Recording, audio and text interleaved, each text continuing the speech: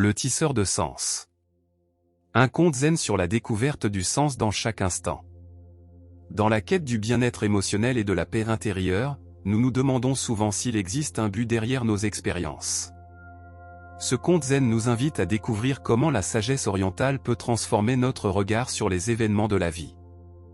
À travers l'histoire d'un maître tisseur et de son disciple, nous explorerons la pleine conscience, l'acceptation et la croissance personnelle qui surgissent lorsque l'on comprend que tout, absolument tout, a un sens.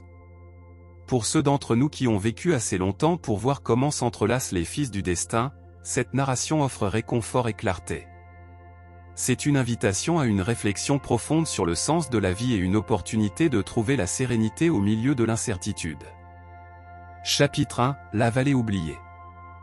Dans les montagnes du Nord, où le temps semblait s'écouler avec la patience des rivières anciennes, vivait un maître tisseur nommé Kenji. Sa cabane se dressait, solitaire, dans une vallée que les villageois appelaient « le lieu sans but », car rien n'y poussait facilement et le chemin y était difficile. Kenji était arrivé en ce lieu 30 ans auparavant, cherchant la solitude pour pratiquer son art et cultiver la méditation quotidienne. Son métier à tisser était simple, mais ses mains créaient des tapisseries qui semblaient contenir des histoires complètes. Chaque fil avait sa place, chaque couleur une raison d'être. Les habitants du village voisin trouvaient étrange que quelqu'un choisisse de vivre dans cette vallée aride. Ce vieil homme a perdu le sens de la vie, murmurait-il. Il gaspille ses années dans la solitude et le silence, tissant des couvertures que personne ne voit. Mais Kenji connaissait quelque chose qu'ils avaient oublié, l'importance de la contemplation et la valeur de chaque moment présent. Dans son isolement, il avait découvert une vérité fondamentale sur la résilience et l'acceptation du changement. Chaque matin, avant de toucher son métier, il s'asseyait en zazen pendant 1 heure. Il observait comment la lumière de l'aube peignait les rochers stériles de teintes dorées, comment le vent chantait parmi les pierres des chansons que lui seul semblait entendre. Dans cette apparente désolation, Kenji avait trouvé la plénitude et l'équilibre intérieur. Chapitre 2, l'arrivée du disciple. Un après-midi d'automne, alors que les ombres s'allongeaient sur la vallée, un jeune homme nommé Hiroshi apparut devant la cabane de Kenji. Il était épuisé, vêtu de haillons et le visage marqué par le désespoir. Il avait perdu son entreprise, sa famille l'avait rejeté, et il sentait que sa vie n'avait aucun sens. « Maître, supplia Hiroshi, j'ai entendu dire que vous vivez ici, dans ce lieu abandonné. J'ai pensé que peut-être vous pourriez m'apprendre à accepter une vie sans but, comme la vôtre. » Kenji sourit avec la sérénité que donne la sagesse accumulée. « Là, assieds-toi, dit-il. Nous prendrons d'abord le thé. » Le bien-être émotionnel commence par de petits rituels de présence. Pendant qu'il préparait le thé avec des mouvements lents et délibérés, Kenji observait son visiteur. Il reconnaissait dans ses yeux l'angoisse qu'il avait lui-même ressentie des décennies auparavant, avant de comprendre la véritable signification de la pleine conscience et de l'autocompassion. « Tu dis que ma vie n'a pas de but », commenta finalement le maître. « Qu'est-ce qui te fait penser cela ?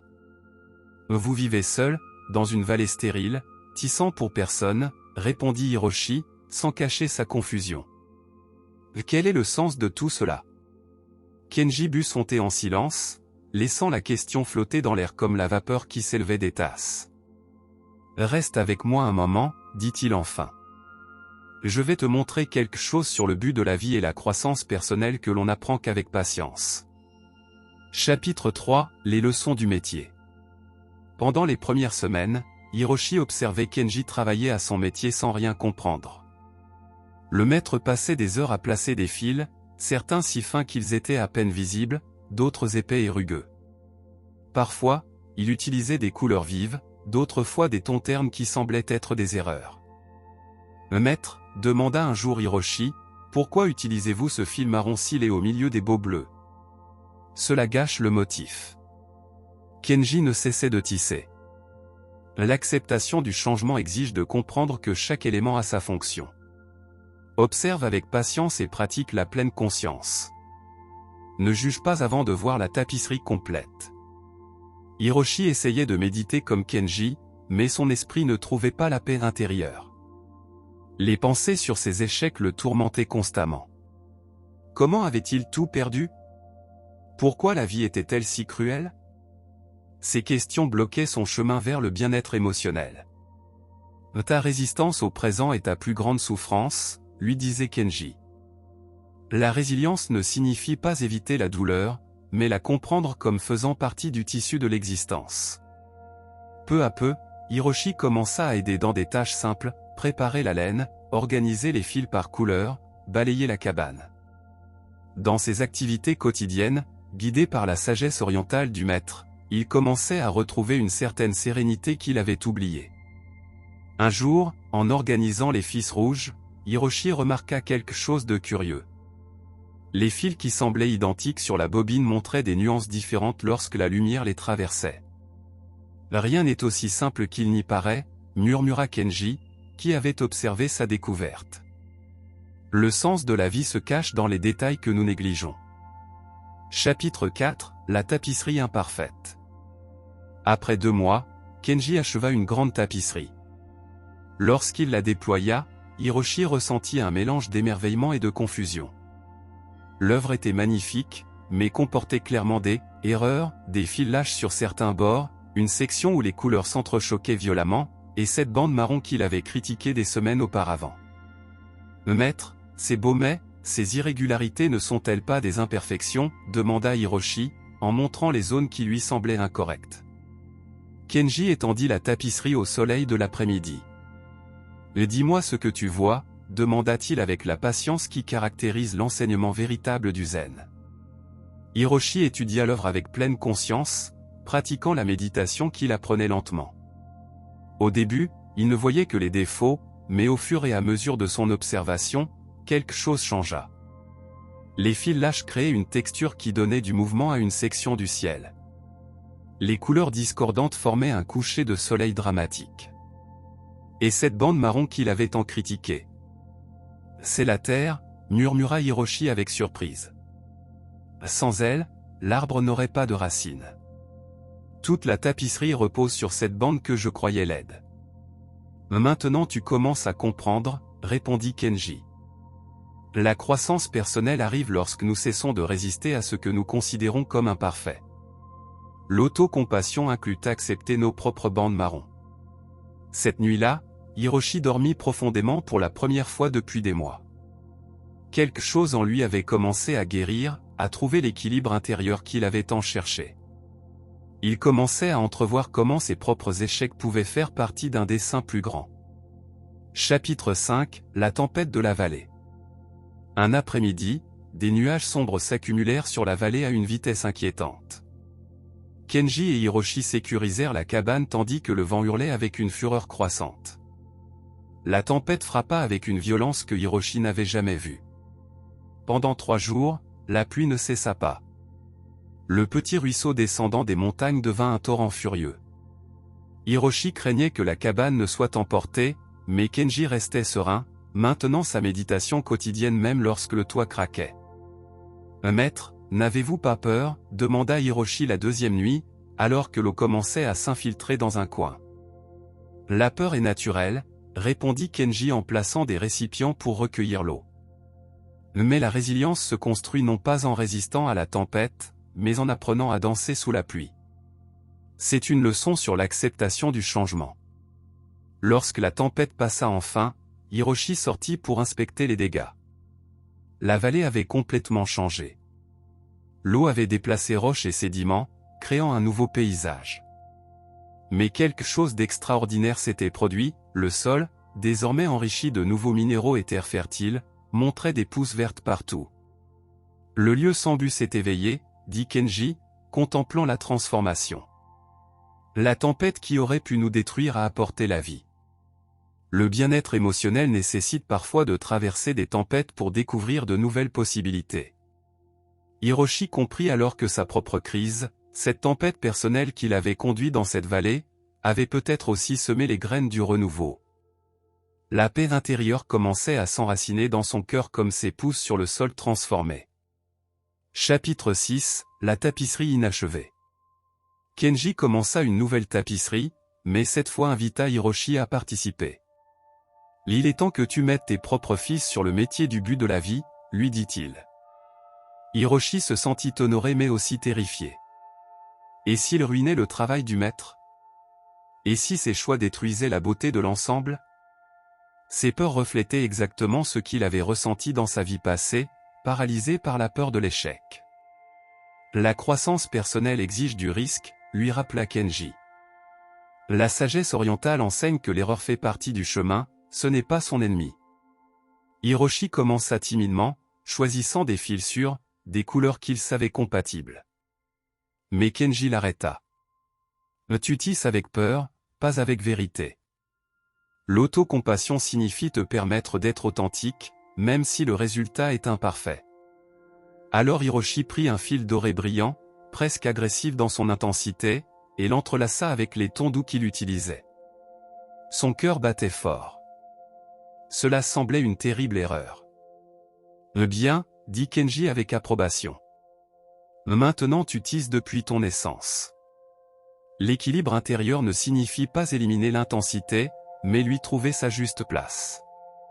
Ils travaillèrent ensemble pendant des semaines. Hiroshi apprit que chaque décision sur le métier était comme les décisions de sa vie, certaines semblaient correctes immédiatement, d'autres révélaient leur but avec le temps.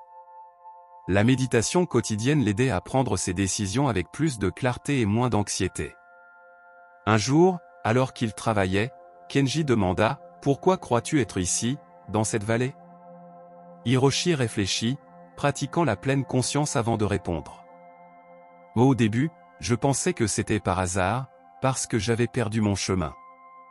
Maintenant, je comprends que je suis venu trouver le sens de la vie que j'avais oublié dans ma précipitation pour réussir.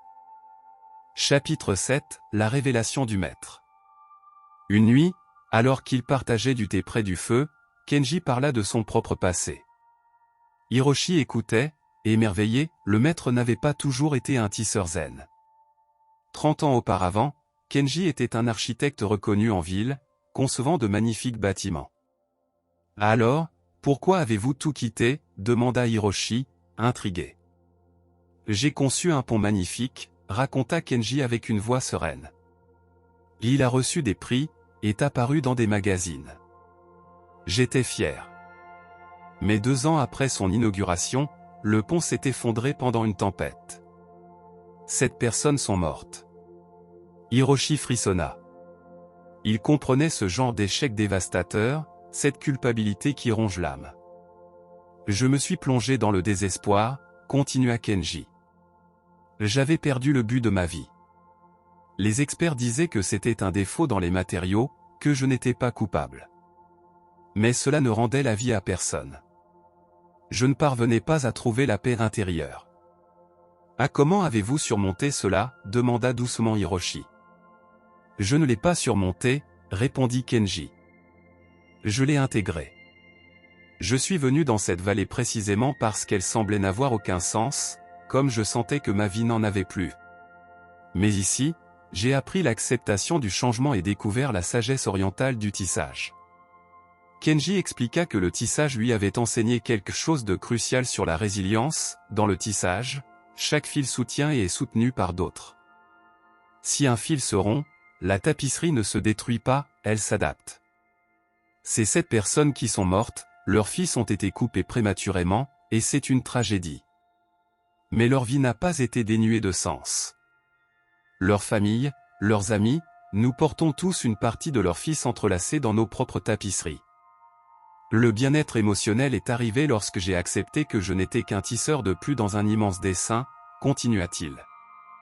Mon erreur était réelle, ma douleur était réelle, mais ce n'était pas la fin de tout. La croissance personnelle est venue lorsque j'ai appris l'autocompassion et compris que même mes échecs avaient leur place dans la grande tapisserie. Hiroshi pleura cette nuit-là, non de tristesse mais de libération.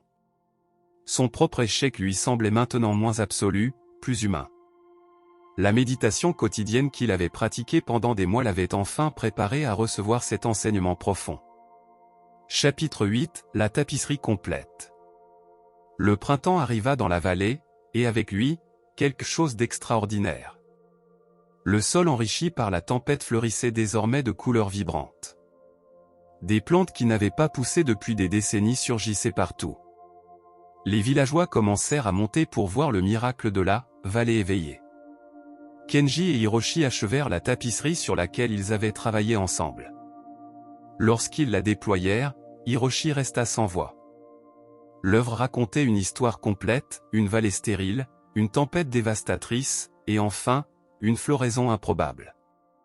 Ces fils dorés brillants, qu'il avait craint d'avoir mal choisis, se révélaient être exactement les rayons de soleil faisant briller les fleurs nouvelles. Tout a un sens, murmura Hiroshi, contemplant la tapisserie avec de nouveaux yeux. Même les parties que nous considérons comme des erreurs en les vivant. Exactement, confirma Kenji. La pleine conscience nous permet d'être présents à chaque instant, même les difficiles. L'acceptation du changement nous donne de la flexibilité. Mais seul le temps et la perspective révèlent le sens complet de la vie.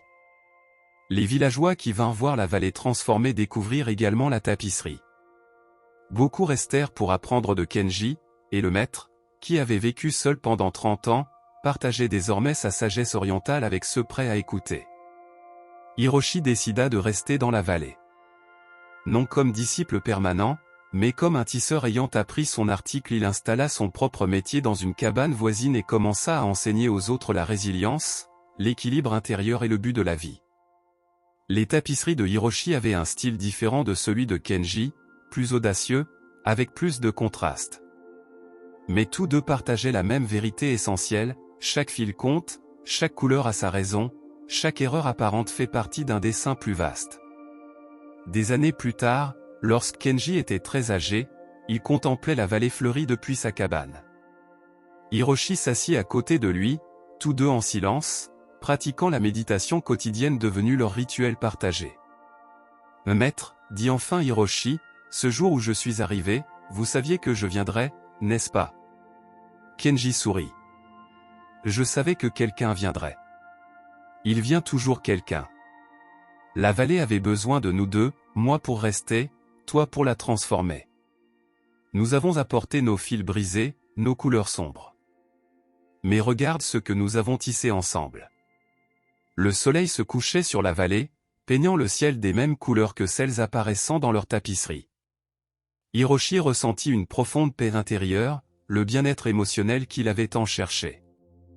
Non pas parce que sa vie était parfaite, mais parce qu'il comprenait enfin qu'elle n'avait pas besoin de l'être.